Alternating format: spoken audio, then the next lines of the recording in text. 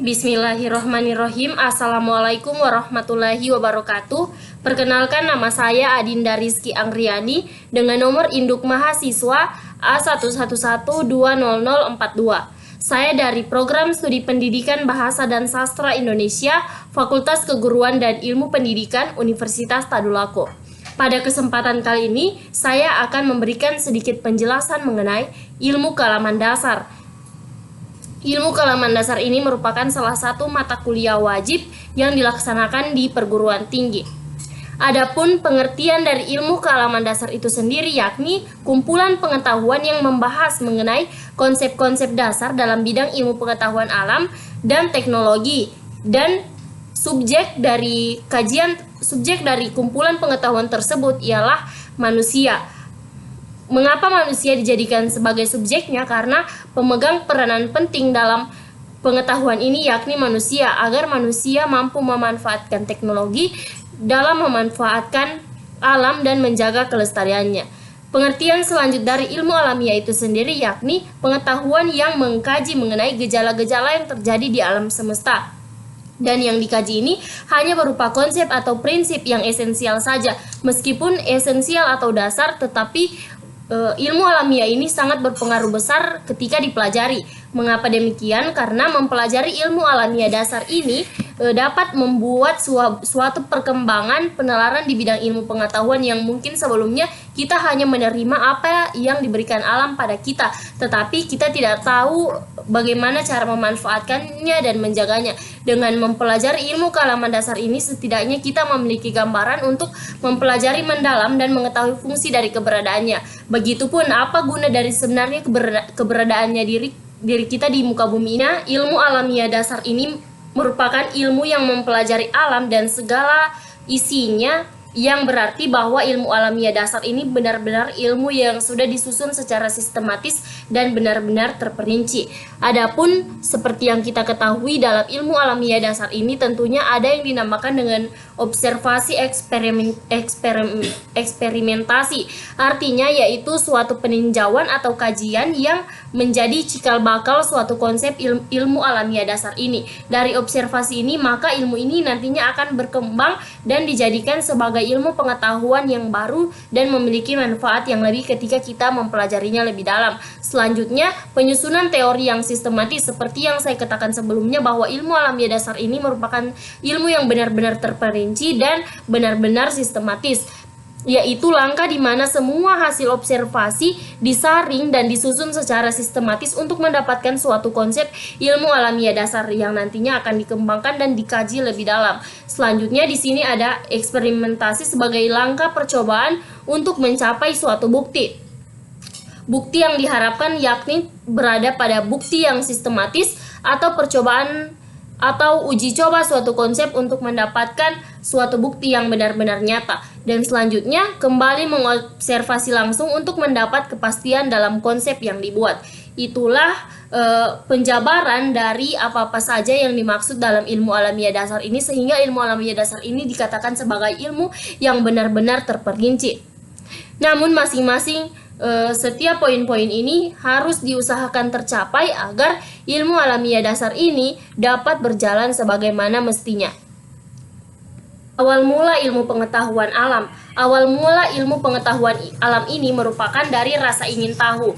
Dari rasa ingin tahu ini kemudian nantinya akan mendapatkan sebuah pengamatan atau pengalaman. Dari pengamatan tersebut akan timbul sebuah pengalaman.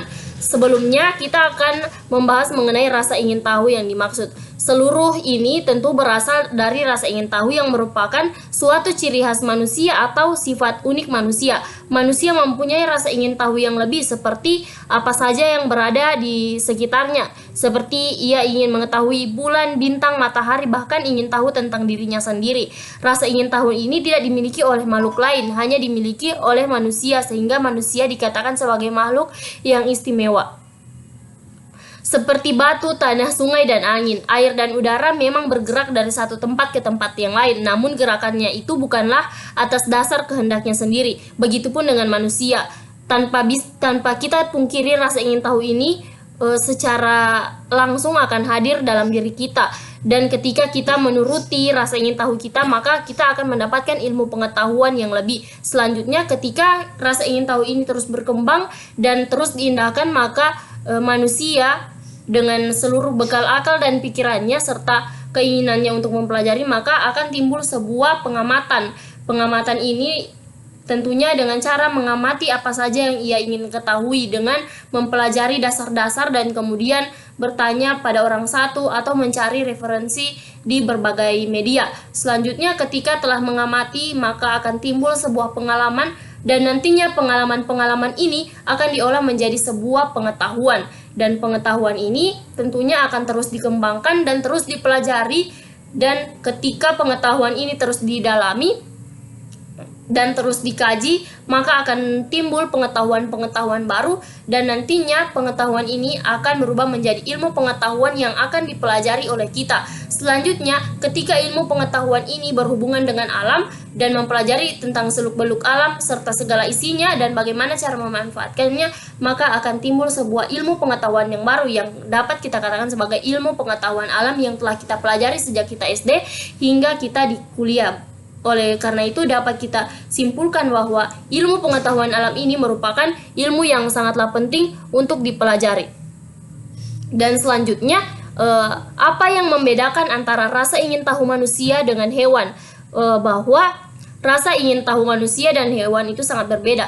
Rasa ingin tahu manusia ini merupakan rasa ingin tahu yang sangatlah lebih. Mengapa demikian? Karena manusia didasari oleh akal dan pikiran, sedangkan hewan tidak sekompleks manusia. Hewan hanya didasari oleh insting alamiahnya. Insting itu bekerja pada satu hal saja, yaitu mempertahankan kelestarian hidupnya atau bagaimana cara hewan tersebut mampu mempertahankan hidupnya saja. Berbeda dengan manusia, selama ia masih diberikan dan dianugerahi akal dan pikiran, maka akal itu akan terus ada dan terus berkembang tiada hentinya. Jika memang manusia tersebut ingin menuruti seluruh rasa ingin tahunya.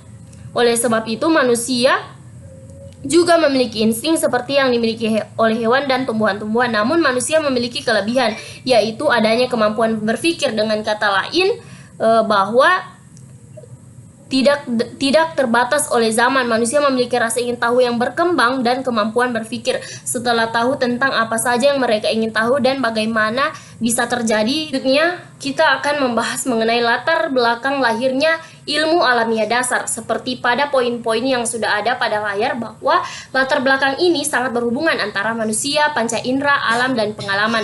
Ketika manusia dilahirkan ke bumi, maka tentunya langsung berhadapan dengan alam serta segala isinya. Namun, adapun yang menghubungkan antara hal itu yakni dengan melibatkan panca indera. Panca indera ini menjadi sebuah alat komunikasi yang menghubungkan antara manusia dengan alam.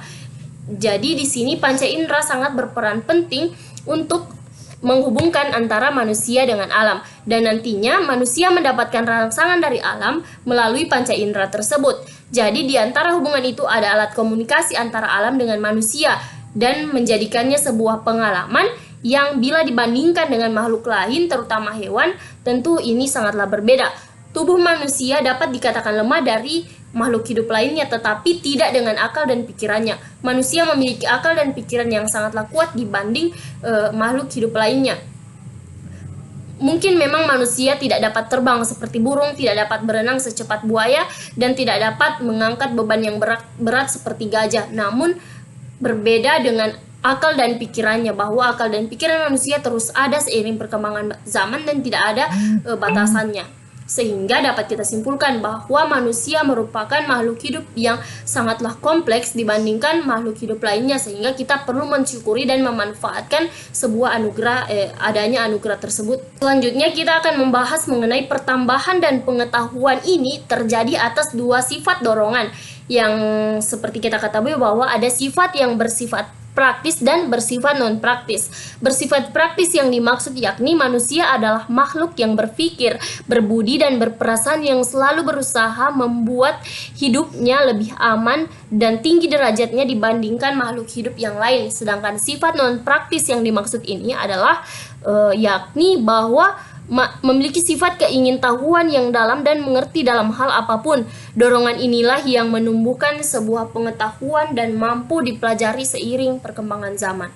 Ya, kita masuk pada pengertian bumi dan alam semesta, bahwa pengertian bumi itu sendiri yakni bumi adalah planet yang memiliki urutan ketiga dari matahari dan planet terbesar kelima dari semua planet yang ada di tata surya, sehingga dapat kita simpulkan bahwa bumi ini merupakan suatu planet yang ukurannya sangatlah besar. Bumi juga dapat diartikan sebagai tempat tinggal bagi semua makhluk hidup yang ada di dalamnya, termasuk kita manusia, hewan, tumbuhan, dan lainnya.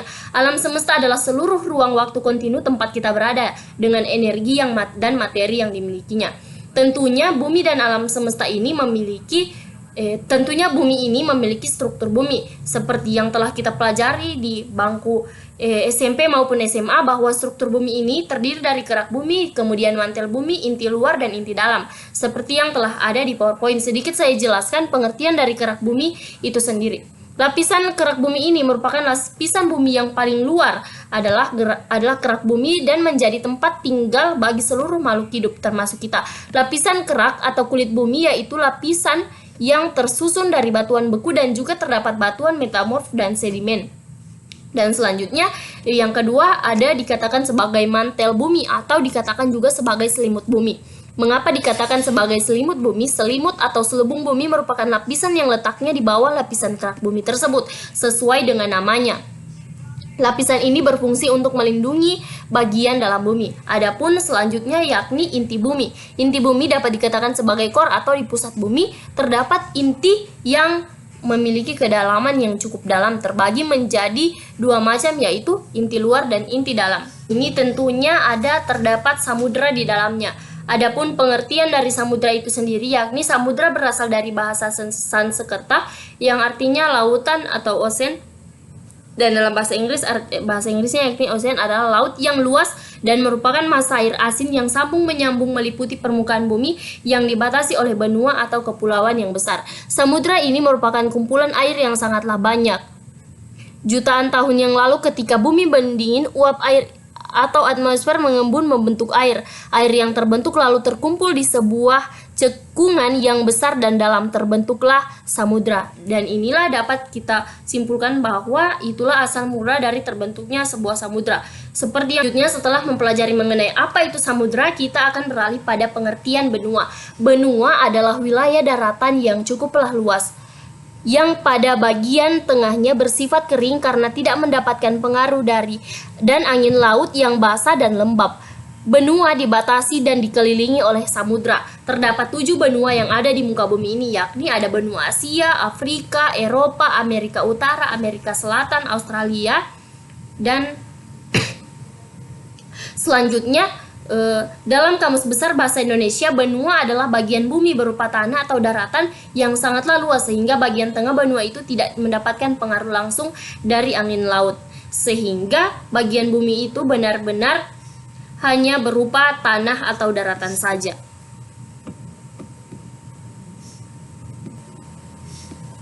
Itulah tadi pembahasan mengenai ilmu alamiah dasar serta isi-isi apa saja yang berada di alam semesta. Dan adapun kesimpulan dari materi yang telah saya jelaskan sebelumnya, bahwa dalam dunia ini semua unsur komponen dan komunitas sebenarnya saling terhubung dan mempengaruhi antara satu dengan lainnya.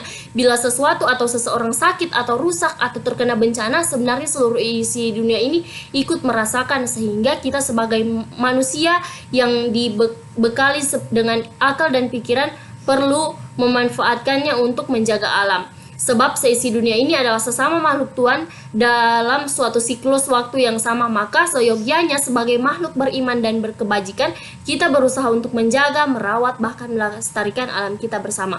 Mungkin itu saja pembahasan dari ilmu alamiah dasar yang dapat saya jelaskan. Lebih dan kurangnya mohon dimaafkan. Semoga apa yang saya jelaskan dapat memberikan manfaat dan menambah wawasan ilmu pengetahuan kita mengenai ilmu alamiah dasar dan menjadi landasan untuk kita terus menjaga lingkungan alam, karena seperti yang dikatakan sebelumnya bahwa satu yang sakit atau satu yang rusak maka seluruh di dalamnya juga ikut merasakan sakit tersebut. Mungkin itu saja, saya akhiri dengan ucapan billahi taufiq wal hidayah. Wassalamualaikum warahmatullahi wabarakatuh.